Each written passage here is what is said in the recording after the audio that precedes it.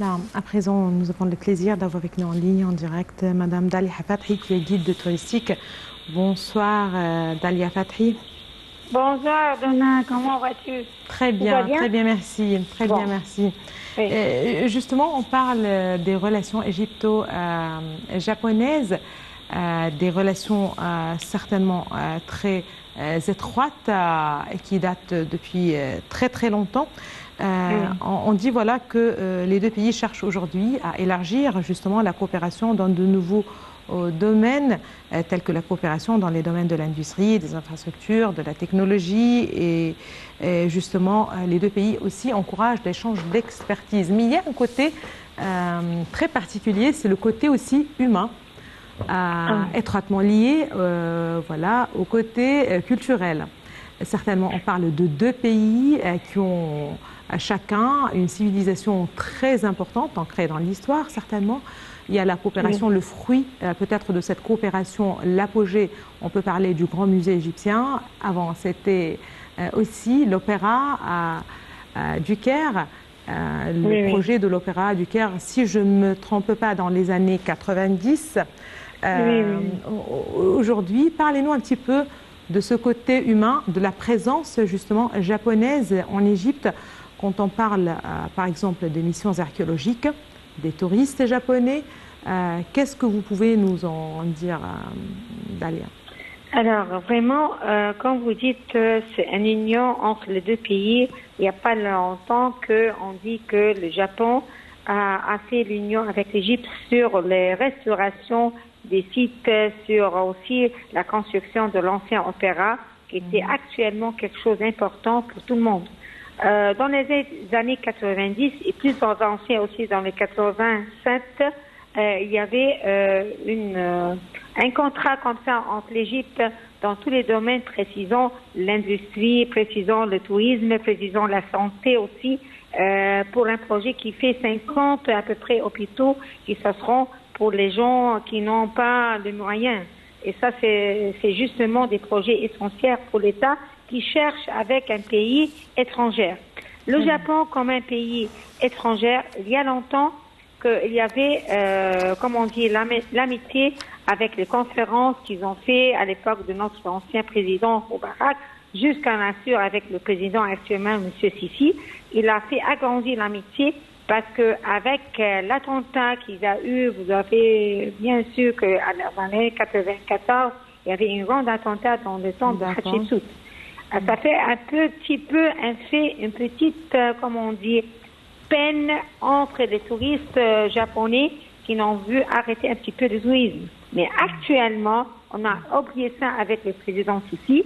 Il a assuré des conférences, même sur les banques. Moi, j'ai été assistée dans la banque des conférences mondiales de la Banque centrale. Il y avait des responsables du Japon qui ont visité le Sharm el-Sheikh pour faire assurer l'union dans tous les domaines de l'État. En précisant le domaine du tourisme, le tourisme a fait bien montrer cette saison que le Japon et les touristes japonais, ils ont venu une autre fois pour regarder les sites qu'ils ont fait une union avec un contrat de restauration ou bien de faire voir des projets très importants comme le projet de le Grand Musée des Pyramides. Là-bas, on a vu les traces précisant par les Japon.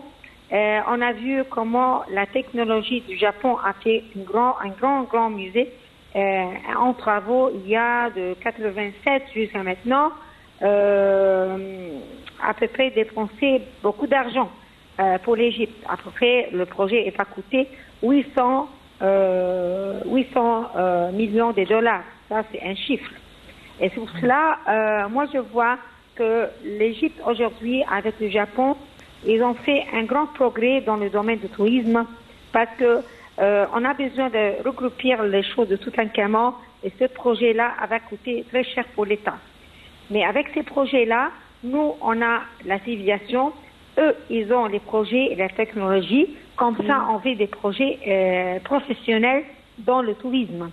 Et c'est pour cela, moi, félicitations que le Japon, c'était parmi les pays premiers, grandioses, qui ont su l'importance de notre civilisation, l'importance de faire l'union une autre fois.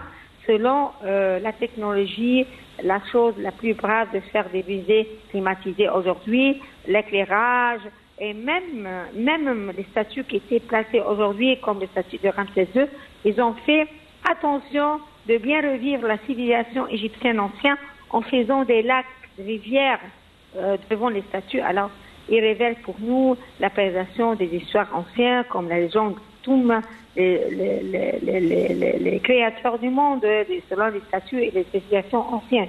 Alors moi, le Japon, c'est une grande civilisation chez eux. Avec l'union de notre civilisation, il va sortir un projet, en bref, finalement, superbe pour tout le monde qui arrive visiter le Caire une autre fois.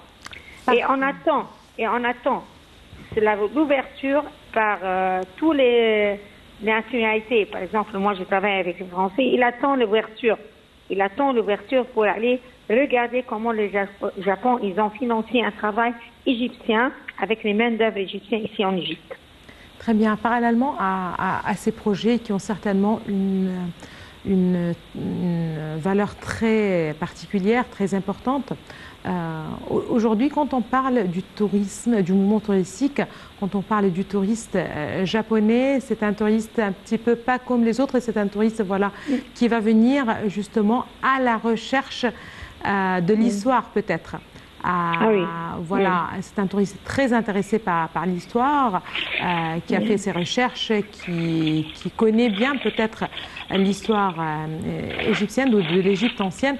Aujourd'hui, est-ce qu'on parle toujours de ce même touriste qui préfère aller visiter la Haute-Égypte, visiter les sites touristiques, surtout qui appartiennent à l'Égypte ancienne, ou aussi, en fait, on peut trouver des touristes qui visent des destinations,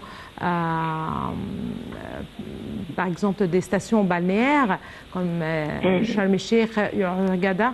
Pourquoi je pose la question? Parce qu'on a toujours insisté sur la qualité du touriste japonais qui vient justement,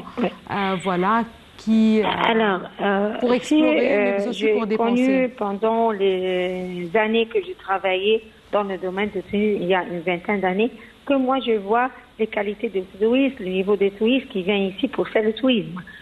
Selon tous les sites, quand même les sites balnéaires et les sites du Caire monumental, même à l'exploration pour compléter la civilisation.